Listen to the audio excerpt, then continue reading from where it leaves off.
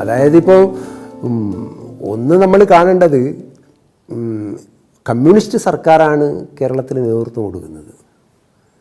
ആ കമ്മ്യൂണിസ്റ്റ് സർക്കാരിൻ്റെ ഒരു ആശയപരമായിട്ടുള്ള അവരുടെ സംഘടന മുന്നോട്ട് വെക്കുന്ന ആശയം, അതിൽ നിന്നും തികച്ചും വ്യത്യസ്തമായിട്ടുള്ള ഒരു സമീപനമാണിന്ന് ആ സർക്കാരും പാർട്ടിയും കൈക്കൊള്ളുന്നത്. അവർ സാധാരണക്കാരിൽ നിന്നും അകന്നുപോയി. നമുക്കറിയാം കമ്മ്യൂണിസ്റ്റ് പാർട്ടി കെട്ടിപ്പടുത്ത സാഹചര്യവും അതിൻ്റെ ചരിത്രവും കമ്മ്യൂണിസ്റ്റ് പൂർവ്വകാല കമ്മ്യൂണിസ്റ്റ് നേതാക്കന്മാരുടെ ജീവിതശൈലിയും ഒക്കെ കേരളത്തിലെ ജനങ്ങൾ മറന്നുപോയിട്ടില്ല. കേരളത്തിലെ പൊതുസമൂഹം ഇന്നും അവരെക്കുറിച്ച് ഓർക്കുന്നുണ്ട്. പക്ഷേ ഇന്നത്തെ പാർട്ടി നേതൃത്വവും ആ പാർട്ടിയിലൂടെ ഭരണ നേതൃത്വത്തിലെത്തിയ ആളുകളും കാണിച്ചു കൂട്ടുന്നത് നിങ്ങൾ പറഞ്ഞതുപോലെ യഥാർത്ഥത്തിൽ വലിയ ഒരു സമ്പന്ന വിഭാഗം പോലും ചെയ്യാത്ത തരത്തിലുള്ള വലിയ തരത്തിലുള്ള ആർഭാട ജീവിതവും ദൂർത്തും നയിക്കുന്നു. ഇത് ജനങ്ങളെ അടക്കം സംസ്ഥാനത്തെ അടക്കം ബാധിക്കുന്ന വളരെ ഗുരുതരമായ പ്രശ്നമാണ്. അതിന് അവർ തയ്യാറായില്ലെങ്കിൽ കേരളം ഒരു വലിയ, നമ്മൾ നേരത്തെ പറഞ്ഞ ശ്രീലങ്കയിലും അല്ലെങ്കിൽ മറ്റ് സൊമാലിയയിലൊക്കെ ഉണ്ടായ അവസ്ഥയിലേക്ക് കേരളം എത്തും. അങ്ങനെയൊക്കെ പരാമർശിച്ചതിൻ്റെ പേരിൽ ഇവിടെ വലിയ കോലാഹലം ഉണ്ടാക്കിയത്. പക്ഷേ കേരളം ഇന്ന് അങ്ങോട്ട് പോയിക്കൊണ്ടിരിക്കുന്ന വഴി ആ തരത്തിലേക്കാണ്. അല്ല, ഇതിപ്പോൾ ഒറ്റപ്പെട്ട സംഭവമല്ല. ഈ സർക്കാർ അധികാരത്തിൽ വന്ന മുതൽ ഏറ്റവും കൂടുതൽ അഴിമതി ആരോപണം നേരിട്ട ഒരു സർക്കാർ കേരളത്തിൻ്റെ ചരിത്രത്തിൽ, ഞാൻ പറഞ്ഞ 1956 കമ്മ്യൂണിസ്റ്റ് പാർട്ടി ഒറ്റയ്ക്ക് അധികാരത്തിൽ വന്ന സംസ്ഥാനം.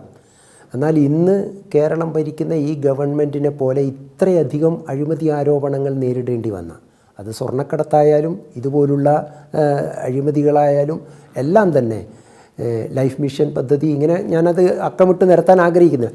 ഇത്രയധികം അഴിമതിയെ സംബന്ധിച്ചിട്ടുള്ള കേസുകളും ആരോപണങ്ങളും വന്നൊരു സർക്കാർ വേറെയില്ല.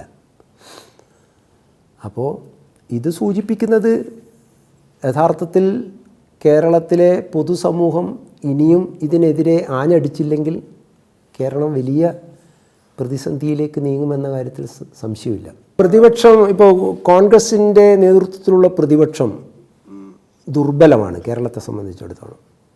യഥാർത്ഥത്തിൽ ഇതിൻ്റെ ഈ വലിയ തോതിലുള്ള അഴിമതി കഥകൾ ഓരോന്നോരോന്നായി പുറത്തു വരുമ്പോൾ നമ്മൾ കാണേണ്ടത് ഇതിൻ്റെ ഒരു അംശം UDFൻ്റെ കാലത്ത് ഇവിടെ ഉണ്ടായപ്പോൾ കേരളത്തിലുണ്ടായ സംഭവവികാസങ്ങൾ നമുക്കറിയാം. അപ്പോൾ ഇന്നിപ്പോൾ ഇടതുപക്ഷത്തിൻ്റെ മേൽ ആരോപിക്കപ്പെടുന്ന ഇത്രയും ഗുരുതരമായ അഴിമതി ആരോപണങ്ങൾ, അത് യഥാർത്ഥത്തിൽ ഒരു ജനകീയ വിഷയമാക്കി കേരളത്തിൽ ആളിക്കത്തിക്കേണ്ട ഉത്തരവാദിത്വം പ്രതിപക്ഷ സംഘടന എന്ന നിലയിൽ കോൺഗ്രസിൻ്റെ നേതൃത്വത്തിലുള്ള UDFനാണ്. അവർ അതിൽ സമ്പൂർണ്ണമായി പരാജയപ്പെടുകയാണ്. അവർ ഒറ്റപ്പെട്ട ചില സമരങ്ങളൊക്കെ നടത്തുന്നുണ്ടെങ്കിലും അത്തരത്തിലുള്ള ഒരു മുന്നേറ്റം കേരളത്തിൽ ഉണ്ടാവുന്നില്ല. അതുകൊണ്ട് തന്നെ ദേശീയ അടിസ്ഥാനത്തിൽ ശക്തമായ നമ്മെപ്പോലുള്ള പ്രസ്ഥാനങ്ങൾ അതിനെക്കുറിച്ച് ഗൗരവമായി ആലോചിക്കേണ്ടതാണ്. അത് ഉയർത്തിക്കൊണ്ടുവരാനുള്ള ഇടപെടലുകൾ ആസൂത്രിതമായി നടത്തണം എന്നതാണ് തന്നെയാണ് ഈ അവസരത്തിൽ സൂചിപ്പിക്കാനുള്ളത്.